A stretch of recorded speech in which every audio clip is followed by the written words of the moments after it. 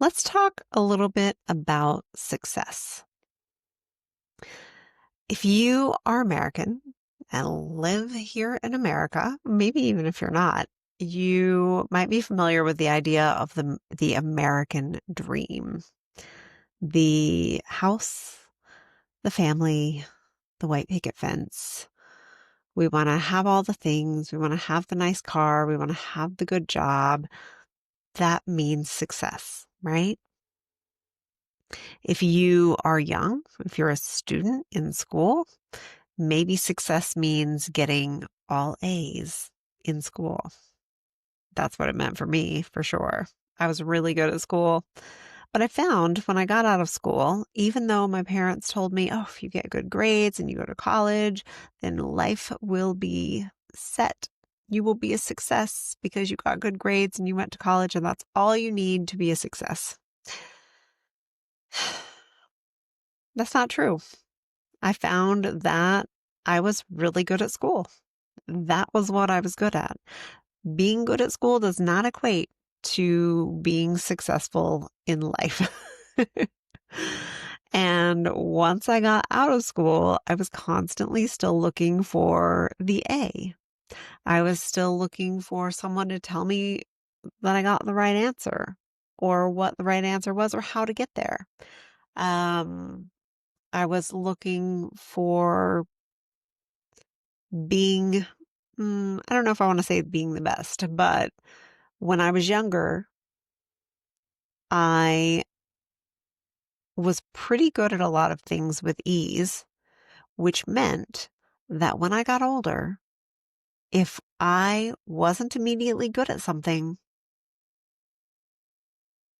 then clearly it was not for me. And that really couldn't be farther from the truth. And that's why they've actually done studies that have shown that some of the people that gained the most success in adult life were actually like C students. They were the people that they were smart enough, but they were willing to experiment and they were willing to fail and they got used to failing early on. And I think we give failure a way bad rap. You have to fail. But if you went through the American public school system, you were kind of taught that failing was like the worst thing that you could do, and you had to avoid failure at all costs. And so a lot of us became adults trying to avoid failure. But if you avoid failure, you are not risking enough. You're not really living and you're not willing to try things that may or may not work out.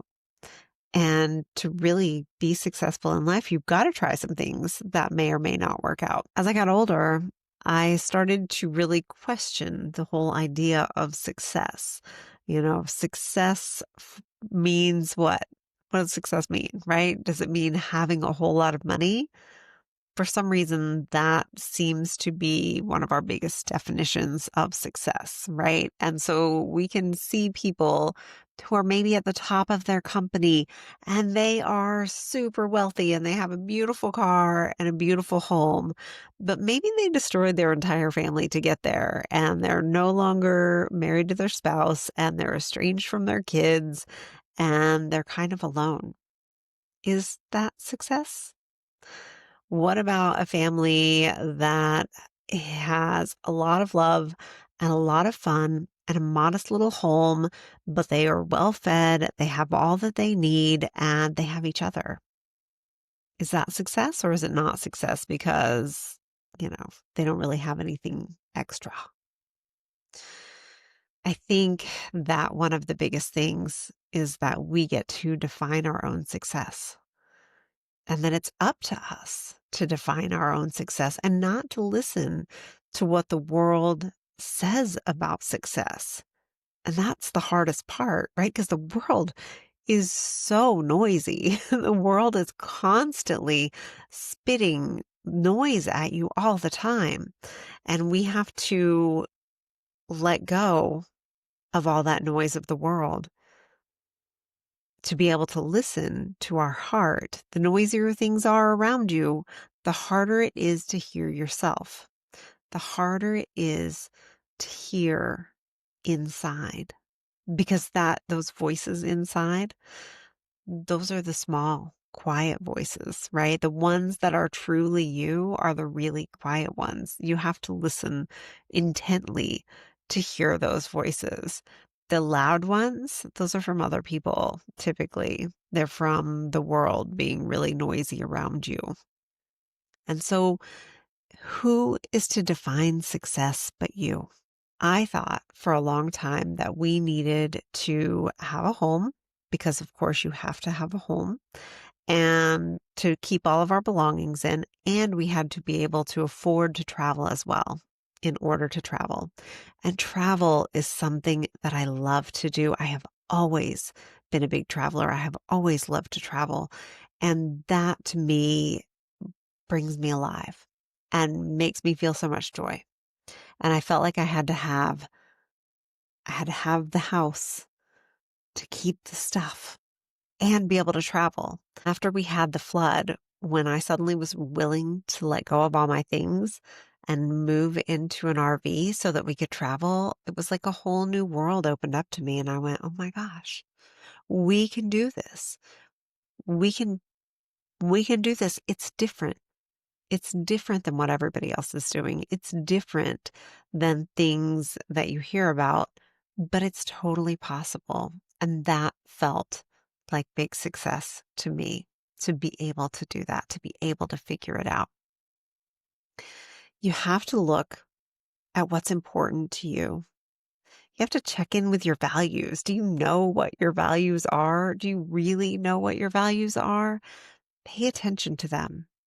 Check in with them and see, are you living according to your values? And what is success according to your values? What is the lifestyle that you want to be living? It might not be the designer clothes, the designer bag, the fancy car, the big house. I can remember my grandmother has quite a large house, and I can remember helping her prepare for a party that she was throwing in it. And I came over early to help her clean the house. It was huge. And I was like, nobody could ever take care of this house by themselves. I mean, you could, but you would be spending all your time taking care of your house. And if you go back in my videos to the videos that I used to make when we were still in our RV, they're about minimalism and about letting go of all the excess. Because one of the things that I really learned is that you can't do everything. There may be a million things that you want to do, a million projects that you would love to do, but you can't actually do them all. You can do anything, but you can't do everything. And so there has to be some order of importance with those things. What is your priority? What are the things that you want to do the most? And you really have to look at yourself and say, well, what do I want the most? What do I actually want? Figure out what that is. It may not be what everybody else wants. It may not be that you need to have a ton of money. It may not be, you might not care about a car. You might want a tiny house because in a tiny house, there's not a whole lot of upkeep of it. And then you have lots of time available that you could be cleaning your great big huge house to go out and hike or mountain bike or paint or do something else, right? So, what is the lifestyle that you want to have? What do you want to be doing? How much do you actually need for that? It might be less than you think. You know, we are always looking at like money, like, oh, if only I had the millions of dollars. But realistically, like, I don't need millions of dollars to live the lifestyle I really want to live. And you can start living that today. So figure out what your successful life looks like. Like, what does it really, really, truly look like? Not what other people are influencing it to look like, but what does it really, truly look like for you in here? Figure out what that is. And then how can you start living that today? How can you live that right now? What would actually change in your life if you were successful and what wouldn't? Because all those things that wouldn't change in your life if you whatever the measure you have of success is, if you got to there, those things that wouldn't change, you're already living that successful life right now. Do you get enough sleep at night? Are you sleeping in a comfortable bed? Then maybe that sleep time is already like the successful life. Like you can start stepping into it right now. You'd probably still do a lot of the same things you do now. So instead of looking at these things you do now as being less than or not quite there yet, start taking those as, well, gosh, here's a place where I'm already living my successful life. And here's another place where I'm already living my successful life. And you just might start to find that your successful life is way closer than you thought. And maybe the successful life that you had thought you needed wasn't even one that would have made you happy. When I finished college, I ended up in a job. This is how I ended up in my accidental career. It was a temporary job, and then it became a permanent job. And then I was there for over a decade. And when I first started in that job, I was kind of fed this like, oh, if you come work here, you could be making like six figures. And that was like, what? That was more than my parents had ever made. It was more money than I could imagine having. And so I was kind of like, oh, like I could work this job and get this money.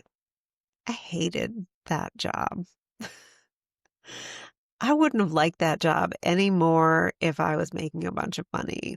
Like I would have liked the money, but I wouldn't have actually liked the job that I was doing. And what's more important, working a job that I didn't like to have the money for those couple of days a week and couple of hours in the evening that I would get to enjoy it, or creating a whole life that I enjoy. One of the big things we've done is really look at our lifestyle.